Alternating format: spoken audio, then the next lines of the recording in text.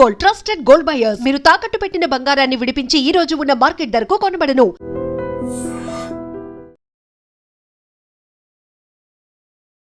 Welcome to iDream. This is Lumbini.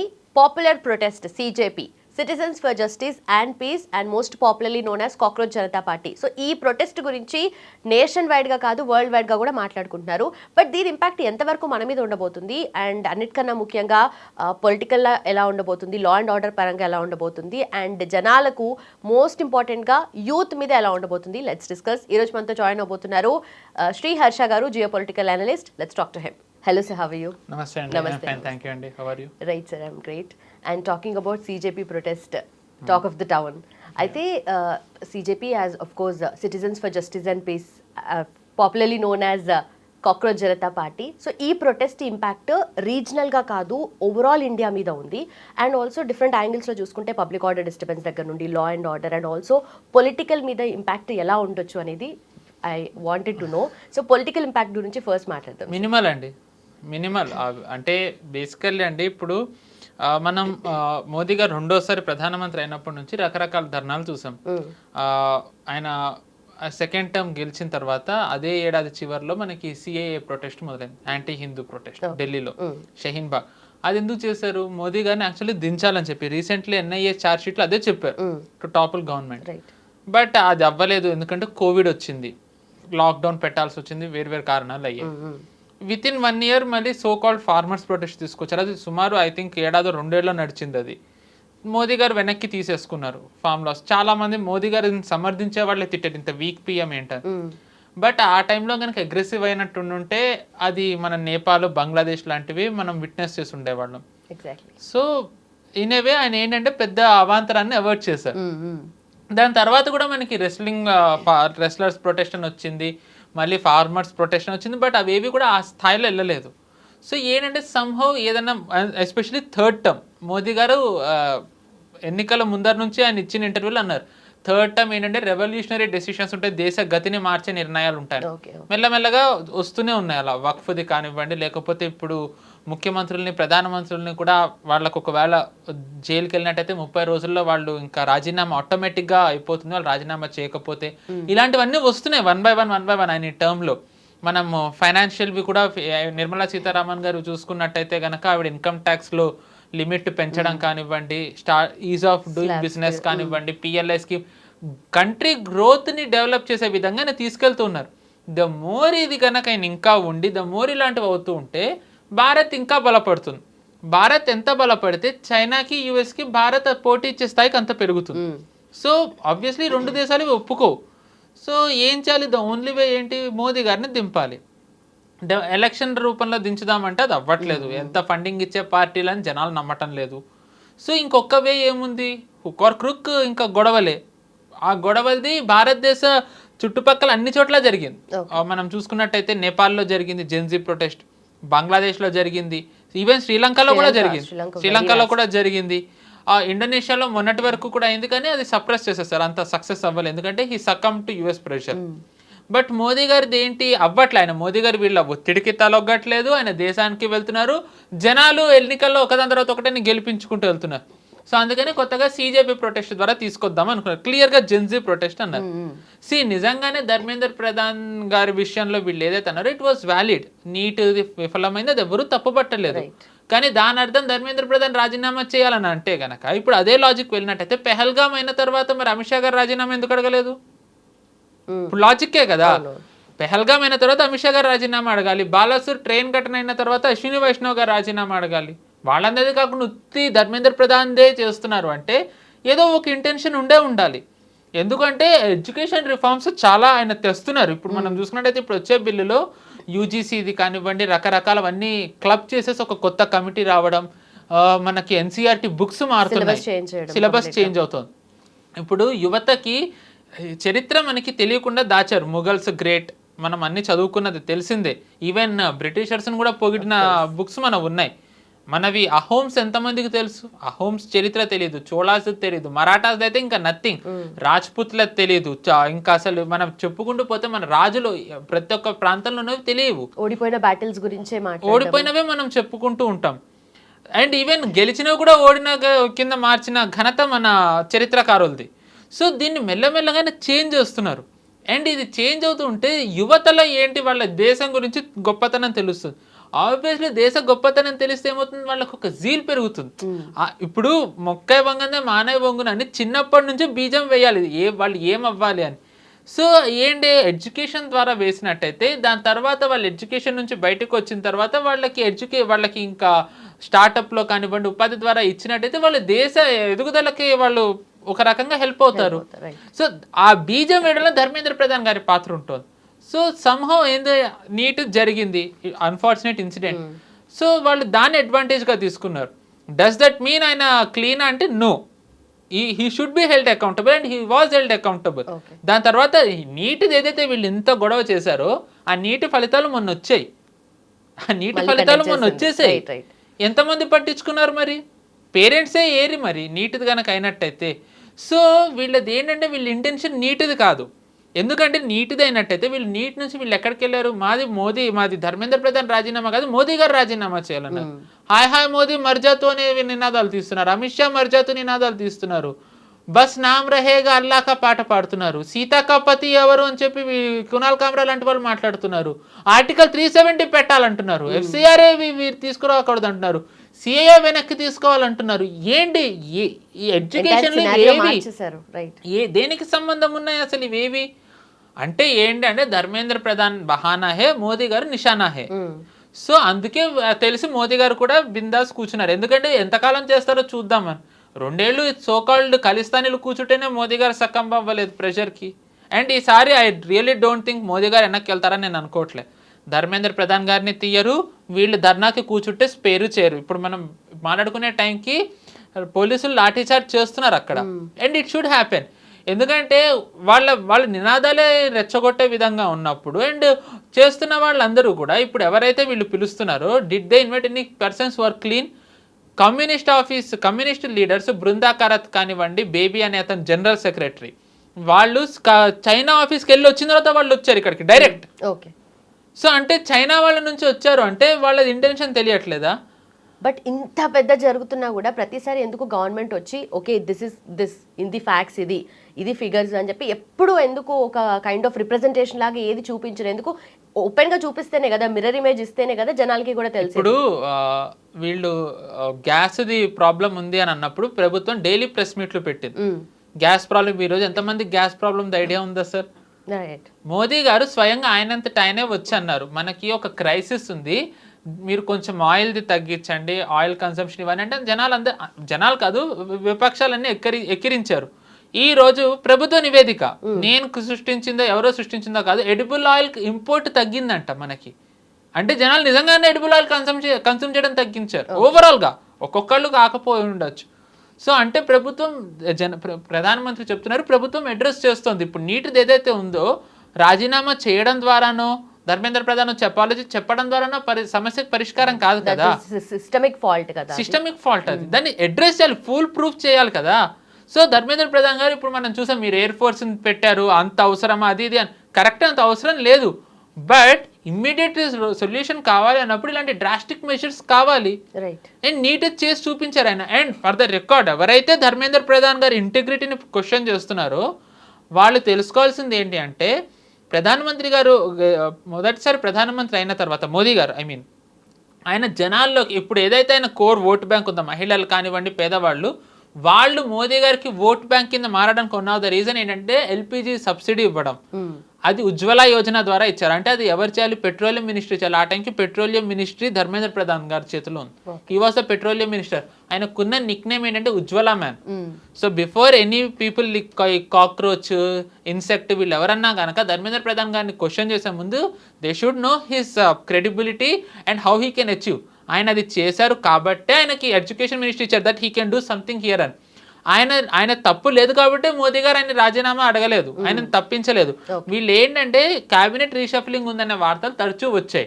వీళ్ళు ఏమనుకున్నారు, మోదీ గారు ధర్మేంద్ర ప్రధాన్ గారిని తీసేస్తే అది నా ఘనత అని చెప్పుకుందామని వీళ్ళు అనుకున్నారు.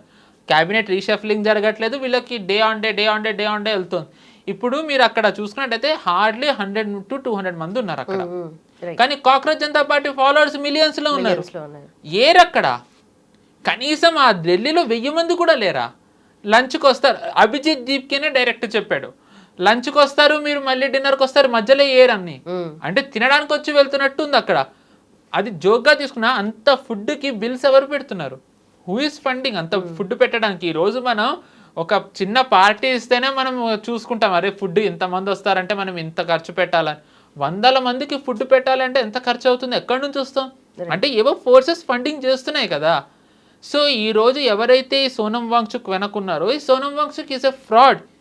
అండ్ ఇది ఎవరికైనా నచ్చచ్చు నచ్చకపోవచ్చు. ఇప్పుడు సోనం వాంగ్చుక్ అందరూ ఒక ఏమంటారు, హీఈస్ అన్ సైంటిస్ట్, ఒక పెద్ద educationist scientist. Name one thing ఈ ఇన్వెంటెడ్. ఇప్పుడు ఒక ఇన్వెన్షన్ ఏమన్నా చేస్తే పేటెంట్ తీసుకుంటారు, తన పేరు మీద ఒక్క పేటెంట్ లేదు. తను ఏం ఇన్వెంట్ చేశాడు? తను మిడిల్ క్లాస్ అబ్బాయి అని అంటారు. మిడిల్ క్లాస్ అబ్బాయి వాళ్ళ నాన్నగారు కాంగ్రెస్లో minister, he was an elected MLA. సో మొత్తం Sonam Wangchuk has been exposed. And భార్య అంటుంది నా హంగర్ స్ట్రైక్ ఆపించొద్దని. ఏంటి అసలు ఆ మనిషి అక్కడ అంటే చచ్చిపోతే కనుక దాని శవాల రాజకీయాలు చేద్దామన్నా? ఏ కాంగ్రెస్ అయితే ఈరోజు సోనం వాంగ్చుక్ని సమర్థిస్తూ రాహుల్ గాంధీ ట్వీట్ చేశారో, ఇదే కాంగ్రెస్ 2007లో చైనాతోని కలిసి సోనం వాంగ్చుక్ మిస్ఇన్ఫర్మేషన్ స్ప్రెడ్ చేస్తున్నాడని చెప్పి కాంగ్రెస్ ఆరోపించింది. ఏ ప్రొటెస్టర్స్ అయితే ఈరోజు కాంగ్రెస్ సమర్థిస్తుందో, ఏ ప్రొటెస్టర్స్ ద్వారా పార్లమెంటుని వీళ్ళు రకంగా స్తంభింపజేసి బిల్స్ రాకుండా ఆపాలని అనుకుంటున్నారో, ఇదే రాహుల్ గాంధీ ఈ హంగర్ స్ట్రైకులు ప్రొటెస్టర్స్ దాని ద్వారా సక్కంబ్ అయిపోతే కనుక చాలా కష్టమని 2011లో అన్నారు. ఇప్పుడు సోనం వాంగ్చుక్ హంగర్ స్ట్రైక్ కానీ, లేదంటే సీజేపీ చేసే ఇంత కేయోస్ కానీ ఎంటైర్గా అంటే గవర్నమెంట్ని టాపల్ చేయనికనే, లేదంటే ఇంకేమన్నా ఎఫెక్ట్ వాళ్ళకి మేజర్ గోల్ ఏదన్నా ఉందని? ఇందా చెప్పినట్టుగా మోదీ గారు ఇంకా ఎక్కువ కాలం ఉన్నట్టయితే కష్టం. అట్ ప్రెసెంట్ ఇమ్మీడియట్లీ ఏంటంటే ఈ పార్లమెంట్ సెషన్ ఈస్ హిస్టారిక్. అంటే మోదీ గారు వీ డోంట్ నో ఈ పార్లమెంట్ సెషన్ అయిపోగానే నేను రాజీనామా చేస్తున్నాను అనొచ్చు, లేదు అంటే నేను 2029 వరకు కూడా ఉండొచ్చు.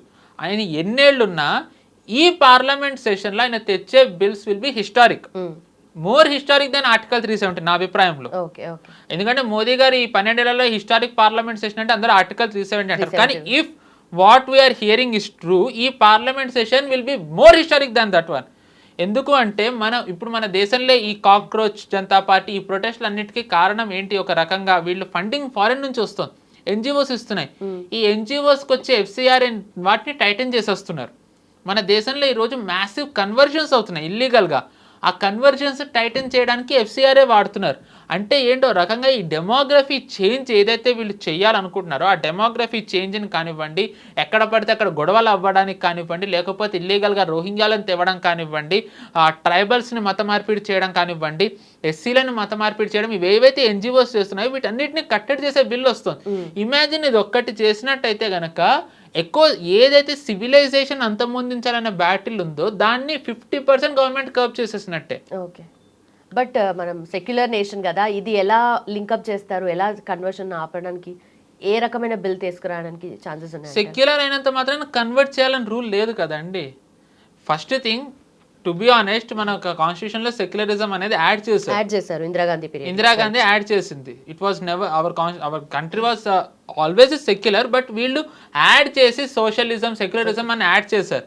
సెకండ్ థింగ్, కన్వర్ట్ చేయాలి అని చెప్పి ఎక్కడుంది కాన్స్టిట్యూషన్లో? ఎక్కడ ఉందా? మీరు మీది ఫ్రీగా ప్రొపగేట్ చేయండి అని ఉంది. మీరు ఆ ప్రొపగేట్ చేసే దాంట్లో యు ఆర్ లూరింగ్ పీపుల్ కదా. నేను పేరు ఎత్తను ఎందుకంటే I don't want to get into controversy, but నేను చిన్న ఒక ఇన్స్టిట్యూషన్ పేరు చెప్తా. మన భాగ్యనగరంలోనే మియాపూర్ మెట్రో దగ్గర తోనే ఒక ఇన్స్టిట్యూషన్ ఉంది. అది అవ్వడానికి చర్చది, కానీ వాళ్ళు టెంపుల్ అని పెట్టుకుంటారు. ఐ థింక్ చూసే వాళ్ళకి తెలిసే ఉంటుంది. అతను క్రిస్టియన్ బ్రాడ్కాస్టింగ్ నెట్వర్క్ అనే యుఎస్ ఛానల్కి అతను ఓపెన్గా చెప్పాడు, నేను కన్వర్షన్స్ చేస్తున్నాను, నేను ఇప్పటివరకు ఇన్ని కన్వర్షన్స్ చేస్తాను, నాకు ఇంత టార్గెట్ ఉంది, నేను ఇంతమందిని చేస్తున్నాను. హీ మెట్ అప్పటి వైస్ ప్రెసిడెంట్ మైక్ పెన్స్, అతన్ని కలిశాడు. అంటే క్లియర్గా యుఎస్ లాంటి కంట్రీస్ ఇక్కడ కన్వర్షన్స్ని బ్యాకింగ్ చేస్తున్నాయి కదా. సెకండ్ థింగ్, ఇప్పుడు ఏదైతే ఎఫ్సిఆర్ఏ బిల్ ఉందో, ఎఫ్సిఆర్ఏని కాంగ్రెస్ వ్యతిరేకిస్తుందో కమ్యూనిస్టులు వ్యతిరేకిస్తున్నారో మనం చూడక్కర్లే. యుఎస్లో రిపబ్లికన్ సెనేటర్స్ వ్యతిరేకిస్తున్నారు. ఇప్పుడు యుఎస్లో రోజుకి వాళ్ళు ఏవో బిల్స్ తెస్తూ ఉంటారు నెలకోసారి. వాళ్ళు ఎవరన్నా పట్టించుకుంటారా? మనం తెచ్చే బిల్స్ గురించి వాళ్ళు రియాక్ట్ అవ్వడం ఏంటి? అక్కడ చర్చ్ ఆర్గనైజేషన్స్ రిపబ్లికన్స్ని డెమోక్రాట్స్ మీద ఒత్తిడి తెస్తున్నాయి. మీరు ఇది ఎట్టి పరిస్థితుల్లో మీరు అది ఎఫ్సిఆర్ఏ రానివ్వకండి. నా దేశంలో ఎఫ్సిఆర్ఏ వస్తే వాళ్ళకేంటి సమస్య? అంటే దాని ద్వారా వాళ్ళు సంథింగ్ వాళ్ళు ఏదో చేయాలనుకుంటున్నారు. వాళ్ళ అడాసిటీ ఏంటి అంటే వాళ్ళ నిస్సిగ్గనాలా ఏమనాలో తెలీదు. వాళ్ళు ఒక పక్కన దీన్ని వ్యతిరేకిస్తూ ఈ వ్యతిరేకించే టైంలో టిమోతి ఇనిషియేటివ్ అనే ఒక క్రిస్టియన్ ఆర్గనైజేషన్ని యుఎస్ బేస్డ్ మన వాళ్ళు ఇక్కడ పట్టుకున్నారు కర్ణాటకలో. ఎందుకు? లెఫ్ట్ వింగ్ ఎక్స్ట్రీమిజాన్ని రివైవ్ చేయడానికి వాళ్ళు ఫండింగ్ ఇస్తున్నారు. లెఫ్ట్ వింగ్ ఎక్స్ట్రీమిజం మీరు కనీసం మీరు ఇలా వ్యతిరేకిస్తున్నప్పుడు మిమ్మల్ని మీరు పాజిటివ్గా ప్రొజెక్ట్ చేయాలి కదా. మీరు ఆ పాజిటివ్ ప్రొజెక్ట్ చేయకుండా మీరు ఇవన్నీ చేసి లేదు మేము ఇవన్నీ చేస్తాము మీరు ఇంకా మీరు కానివ్వకుండా ఉండాలంటే మనం బనానా రిపబ్లిక్ కాదు కదా మనం ఏమి. అండ్ మోదీ గారిని ఎన్నుకున్నది వీళ్ళందరూ సర్కస్ చేస్తూ ఉంటే చూడడానికి కాదు జనాలు ఎన్నుకున్నది. So he has to do something. And ఇప్పుడు టు బి ఆనెస్ట్ ఆయనకి 240 సీట్సే ఉన్నాయి. ఇది అంటారు ఆయనది మైనారిటీ గవర్నమెంట్. ఆయన ఇంత రిస్క్ తీసుకోవాల్సిన అవసరం లేదు కదా. ఆయనకు తెలుసు ఎంత రిస్క్ తీసుకుంటున్నారో. But he still taking. Why? Not for his sake, not for his party sake, but for countries sake, but for civilisation sake. Civilisation ఆయన తలుచుకుంటే ఇప్పటికిప్పుడు ఆయన రద్దు చేసి ఆయన మళ్ళీ ఎలక్షన్స్కి వెళ్ళొచ్చు. బట్ ఆయన అవన్నీ కాదన్నారు. ఎందుకంటే 5 years మ్యాండేట్ ఇచ్చారు. 5 years అగైన్ ఎలక్షన్స్కి వెళ్తే డబ్బు ఖర్చు కాబట్టి నేను వెళ్ళను, లెట్ ఇట్ హ్యాపెన్ అని అన్లెస్ 1 nation 1 election వస్తే తప్ప. సో అగైన్ అది కూడా ఉందని అంటున్నారు. 1 nation 1 election రావచ్చు అని అంటున్నారు. FCR రావచ్చు అంటున్నారు. ఎవరైతే ఈ 131st amendment, delimitation, women reservation bill ఇలాంటివి ఏ వచ్చినా సరే ఫారెన్ యాక్టివిటీస్ ఆగుతాయి. అపోజిషన్కి it is a very big setback. ఎందుకు అంటే మనం మొన్న 543 సీట్స్కి ఎన్నికలు అయినప్పుడే కాంగ్రెస్ లాంటి పార్టీలకు అభ్యర్థులు లేరు చాలా చోట్ల. యూపీ లాంటి చోట ఇమాజిన్ 543 సీట్స్ నుంచి 850 సీట్లకు వెళ్తే వాళ్ళకి అభ్యర్థులు ఎక్కడి నుంచి వస్తారు? ఇది వరకు కాంగ్రెస్ డిఎంకే కాళ్ళు పట్టుకుని, కమ్యూనిస్టుల కాళ్ళు పట్టుకుని, ఆప్ వాళ్ళ కాళ్ళు పట్టుకుని, వాళ్ళది వీళ్ళది పట్టుకుని చేశారు. వాళ్ళు అధికారంలో ఉన్నారు కాబట్టి. ఇప్పుడు వాళ్ళలో ఎంతమంది అధికారంలో ఉన్నారు? వెస్ట్ బెంగాల్లో టీఎంసీ లేదు, ఆప్ డోంట్ నో అది ఉంటుందో ఉండదో. దాని తర్వాత కాంగ్రెస్ చాలా చోట్ల ఇప్పుడు అధికారం పోయింది. అది కమ్యూనిస్టులు దే ఆర్ నోవేర్. అంటే ఇప్పుడు మీరు కంట్రీ మొత్తం చూసుకున్నట్టయితే the party that is thriving is BJP. Obviously 850 సీట్లు వచ్చినట్టయితే అడ్వాంటేజ్ వాళ్ళకే ఉంటుంది. అండ్ దాని తర్వాత ఉమెన్, ఒకవేళ నిజంగా ఉమెన్ రిప్రజెంటేషన్ పెరిగితే మోదీ గారికి మామూలుగానే ఉమెన్ది ఓటర్ బేస్ ఎక్కువ, మహిళలే ఎక్కువ వేస్తారు. ఇమాజిన్ ఆ ఓటు బేస్ సంఖ్య ఇంకెంత పెరుగుతుందో. So parties victory sealed for decades. BJP's victory sealed for decades. Modi గారు హ్యాపీగా సక్సెసర్ని ఆయనకి ఇచ్చేసి ఆయన అస్త్ర సన్యాసం చేసేయచ్చు. ద మూమెంట్ దట్ హ్యాపెన్స్ ఇంకా ఈ కుటుంబ పార్టీలు కానీ కాంగ్రెస్ కానీ వీళ్ళు ఇంకా ఏం చేస్తారు? వీళ్ళు what will they do? So ఇవన్నీ జరగకుండా ఉండాలంటే పార్లమెంట్ సెషన్ అవ్వకూడదు at any cost. Blood bath అయినా సరే పర్లేదు, పార్లమెంట్ సెషన్ అవ్వకూడదు. సో ఇది అవ్వకుండా ఉండాలంటే ఏం చేయాలి? Something has to happen. అందుకే వీళ్ళు ఈ రామ్ మందిర్ది కానివ్వండి, లేకపోతే ఈ నీటిది కానివ్వండి, ఇప్పుడు ఈ గొడవల ద్వారా సంసద్ ముట్టడి చేస్తామని ఇవన్నీ చేస్తున్నారు. ఇదేంటి వీళ్ళకి 1 bird 2 shots.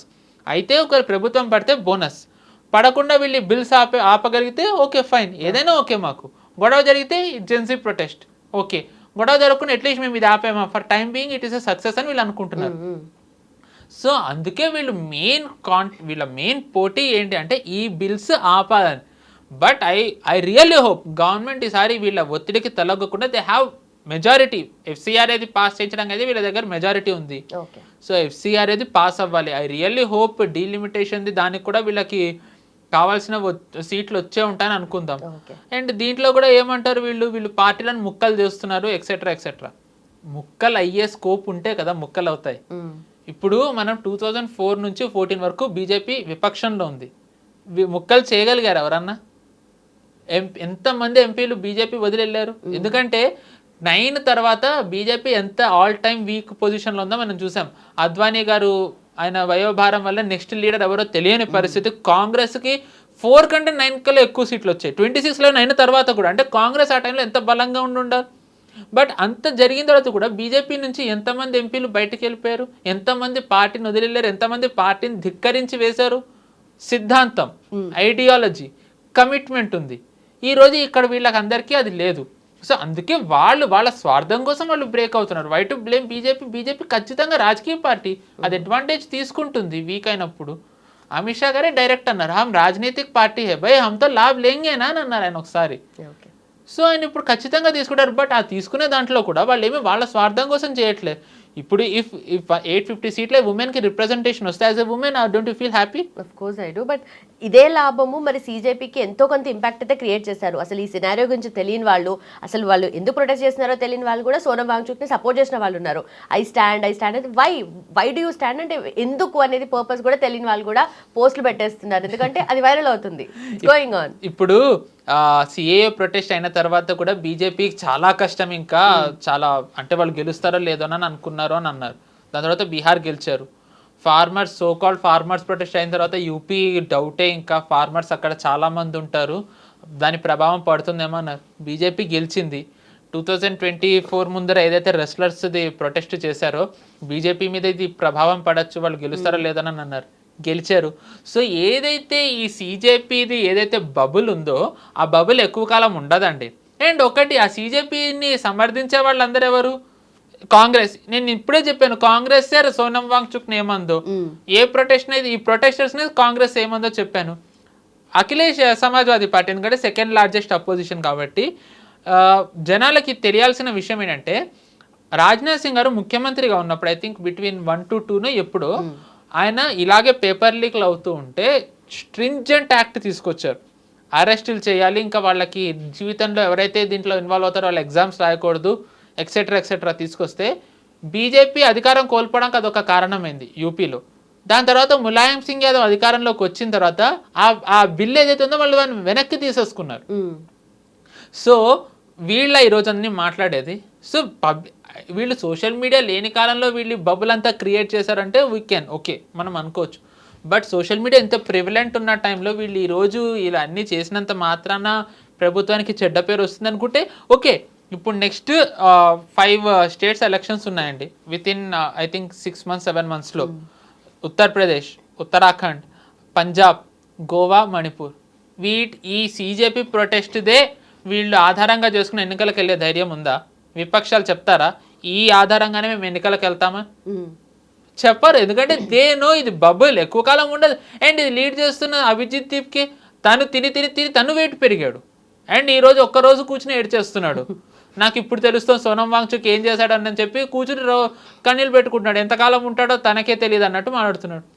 సో కమిట్మెంట్ లేని వాళ్ళు ఈరోజు ఇది చేసినంత మాత్రాన ఇదేదో ప్రభుత్వం మీద ప్రభావం పడుతుంది అనుకుంటే కనుక అది చాలా మూర్ఖత్వం. అండ్ వీళ్ళు ఇదంతా కూడా it is a clear AAP playbook. Kejriwal నడిపిస్తున్నది ఇదేమి అంటే అఫ్కోర్స్ దీంట్లో కాంగ్రెస్ వాళ్ళ లాభం వాళ్ళు చూసుకుంటున్నారు, చైనా దాని రోల్ అది ప్లే చేస్తుంది, US it is doing what ever it can. But ఇది టిపికల్ ఏంటంటే మీరు చూడండి, ప్రొటెస్ట్ కూర్చోవడం, ప్రభుత్వాన్ని చేయాలని. కేజ్రీవాల్ ఇది వరకు ఇండియా అగేన్స్ట్ కరప్షన్ అని చేసిందే. దాని తర్వాత మొన్న అభిజిత్ దీప్కే మీదే ఇంక్ జల్లడం, కేజ్రీవాల్ మీద ఇది వరకు ఇంక్ జల్లిందే. సో ఏంటంటే అప్పుడు జనాలు నమ్మారు అంటే అప్పుడున్న ప్రభుత్వం వేరు, ప్రభుత్వం మీద ఉన్న వ్యతిరేకత వేరు, అప్పుడున్న పాలసీస్ వేరు. మోస్ట్ ఇంపార్టెంట్ అప్పుడు సోషల్ మీడియా ఇంత యాక్టివ్ లేదు. Right. No, social media is very active. ఈరోజు ఈ జెన్జీ అయితే వీళ్ళు మాట్లాడుతున్నారు, ఈ జెన్జీ వాళ్ళు ఇక్కడ కూర్చుని తిని వెయిట్ పెరుగుతున్న టైంలో స్కై రూట్ మన హైదరాబాద్లోనే Skyroot it has done massive achievement. So జనాలు ఇప్పుడు చూసుకుని whether they want to be like whether they want to become another Skyroot or Abhijit Dipke లాగా కచోరీలు సమోసాలు తిని వెయిట్ పెంచాలనుకుంటే what will youth think? Youth ఏమనుకుంటారు? ఈరోజు government is providing opportunities for startups. PLI ద్వారా మేక్ ఇన్ ఇండియా అవుతుంది, ఉద్యోగాలు వస్తున్నాయి, మ్యానుఫ్యాక్చరింగ్ పెరుగుతోంది, సర్వీసెస్ ఇంకా ఎంతో కొంత we are going through that. TCS కానివ్వండి, ఇన్ఫోసిస్ ఇలాంటి కంపెనీస్ అన్ని, డేటా సెంటర్లు వస్తున్నాయి, గ్లోబల్ కేపబిలిటీ సెంటర్స్ వస్తున్నాయి, డిఫెన్స్ మ్యానుఫ్యాక్చరింగ్ అవుతుంది, రకరకాల ఉపాధి ఒక రకంగా ఆప్షన్స్ ఉన్నప్పుడు వీళ్ళు దేనికోసం చేస్తున్నారు? What are they fighting for? If they are fighting for reforms, government NEP తెస్తుంది, విల్ దే సపోర్ట్? ఎన్ఈపీ అంతా సాఫ్రనైజేషన్ అని చెప్పి మళ్ళీ వీళ్ళే అంటారు. సో ఏదన్నా ప్రభుత్వం తేనివ్వండి, their only intention, their only aim is to oppose that. ఇంకా అపోజే చేయాలన్నప్పుడు ప్రభుత్వం వీళ్ళ మాట ఎందుకు వింటుంది? బట్ ఎన్ఈపీ వల్ల ఎంత మ్యాసివ్ డిఫరెన్స్ రాబోతుంది అనేది ఒకసారి మాట్లాడుకుంటే లిటరలీ కంప్లీట్ ఈ సిలబస్ కానీ లేదా చేంజెస్ గురించి కానీ అసలు ఎవరికీ తెలియదు. ఇన్ఫాక్ట్ అది వచ్చిందన్న విషయమే చాలా మందికి అంటే ఇట్ ఈస్ స్టిల్ ఇంకా వర్క్ ఇన్ ప్రోగ్రెస్ అవుతుందండి మెల్లమెల్లగా. బట్ ఇప్పుడు మెల్లగా సిలబస్ ఎన్సీఆర్టీ చేంజ్ అయింది. ఇట్ షోస్ రియల్లీ వెరీ ఏమంటారు, తెలియకపోయినా లాంగ్ టర్మ్ని చాలా హ్యూజ్ ఇంపాక్ట్ ఉంటుంది. వెన్ యూ సే ఇప్పుడు అంటే హిందూస్లో కానివ్వండి, ఇండియన్స్లో కానివ్వండి, అది ఎంత నెగిటివ్ అంటే దే యాడెడ్ గోద్రా, సబర్మతిది వదిలేసి they added Godhra rights. Godhra అది అవ్వడానికి కారణం సబర్మతి కదా. దే ఎక్స్క్లూడ్ చేశారంటే నెరేటివ్, ఫేక్ నెరేటివ్ పెడిల్ చేయడం, ఇలాంటివి ఎన్ని ఉన్నాయి. ముఘల్స్ పాలించారని, ముఘల్స్ అంతా వాళ్ళు ఏం కంట్రీ మొత్తం పాలించలే కదా.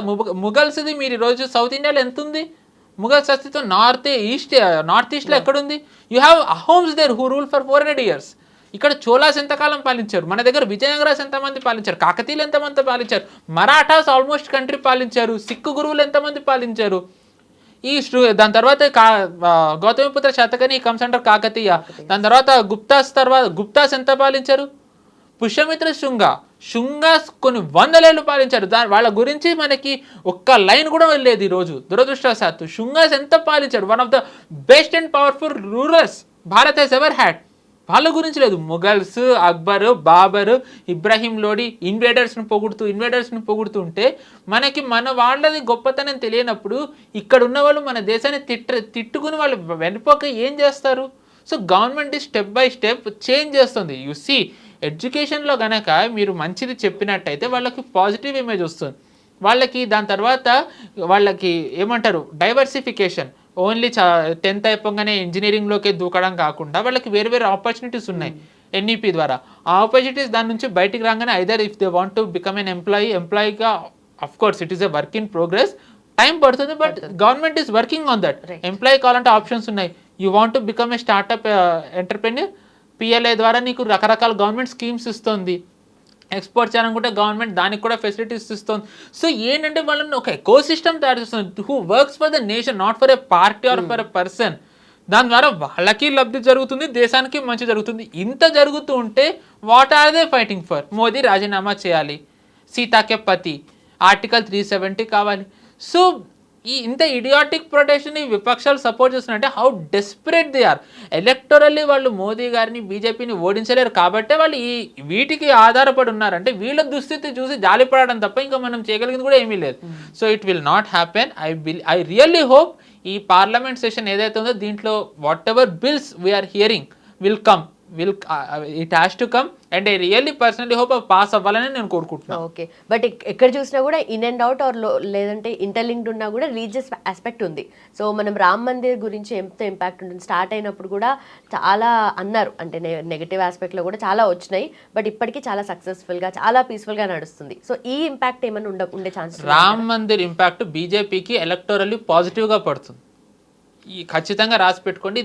ఇది బీజేపీని యోగి ఆదిత్యనాథ్ గారిని ఆపడం కానివ్వండి, బీజేపీ కూడడం ఇది అవ్వదు 100%. ఎందుకంటే రామ్ మందిర్లో ఏదైతే మనం జరిగిందని అంటున్నామో దురదృష్టవశాత్తు దాంట్లో బీజేపీ పాత్ర, యోగి ఆదిత్యనాథ్ గారి పాత్ర ఏముంది? ఒక కమిటీలో ఉన్న కొంతమంది చేసింది, దాంట్లో ఇప్పుడు దాన్ని అడ్రస్ చేస్తున్నారు యోగి ఆదిత్యనాథ్ గారు.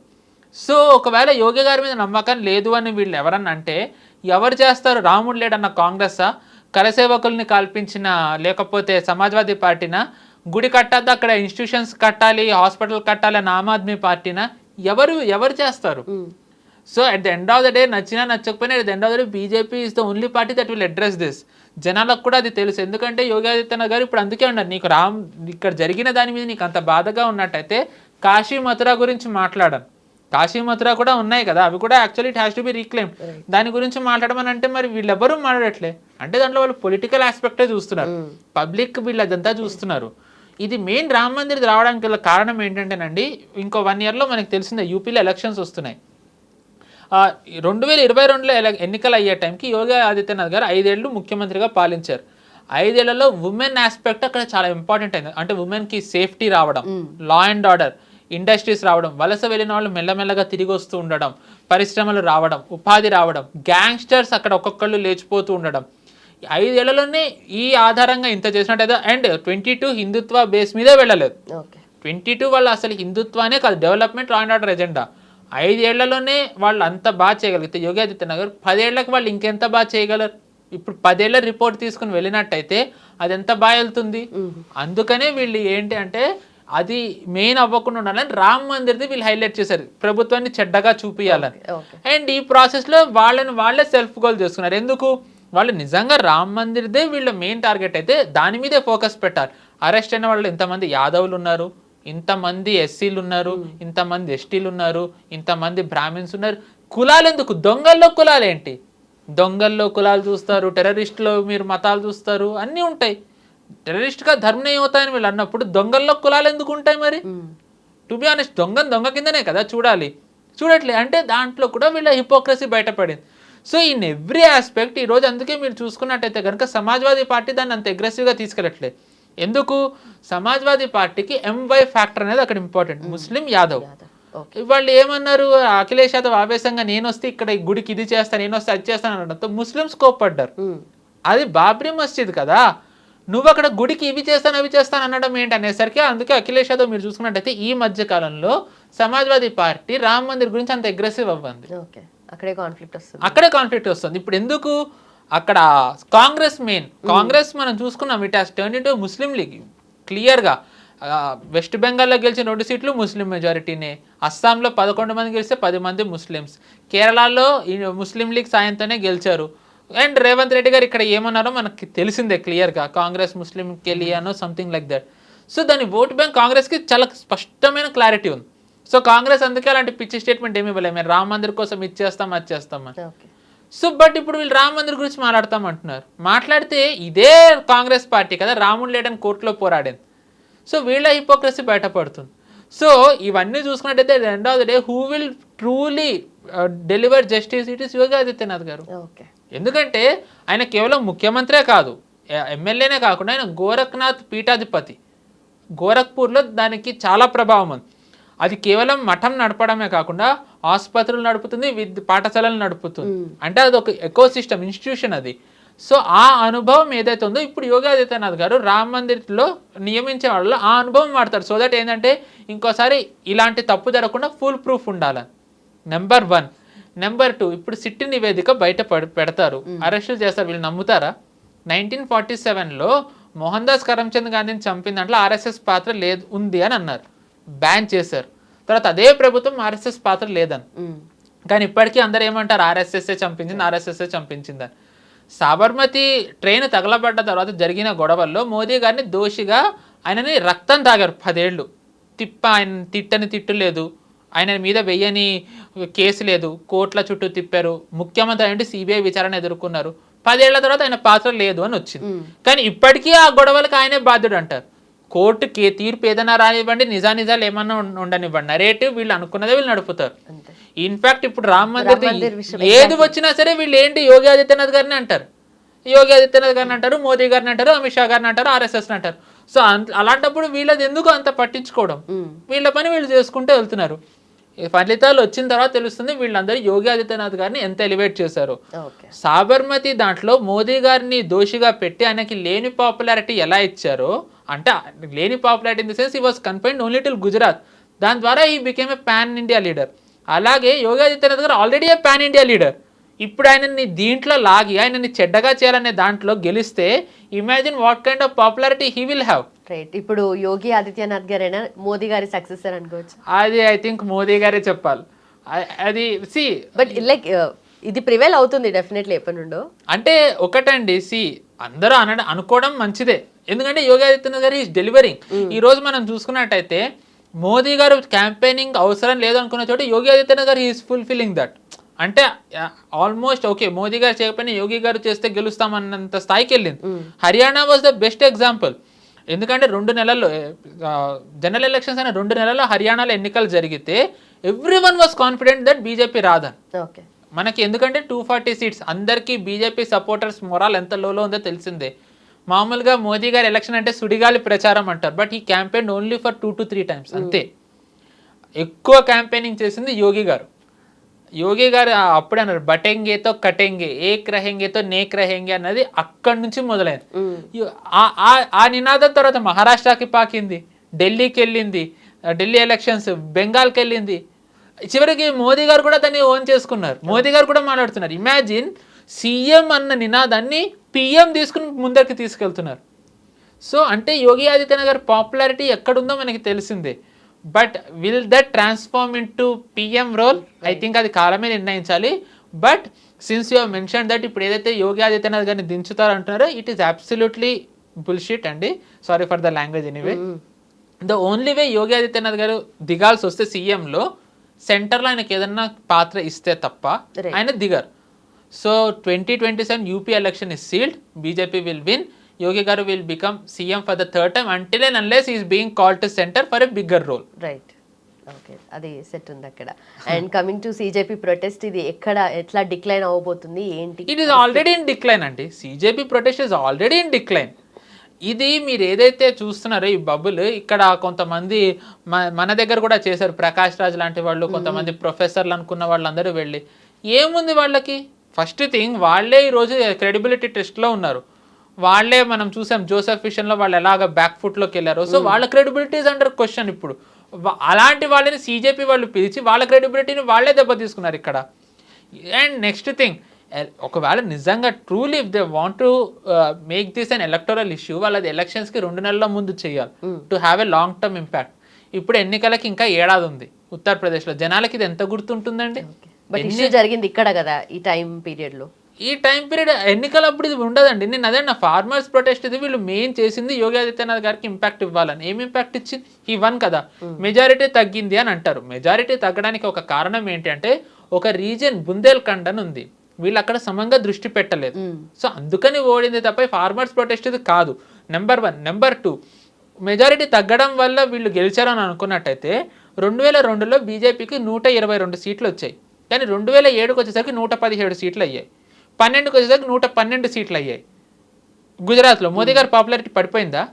మోదీ గారు వీక్ అయ్యారా? అమిత్ షా గారు ఓడిపోయారా? దాని తర్వాత పరిణామం 14లో మనకి తెలిసిందే.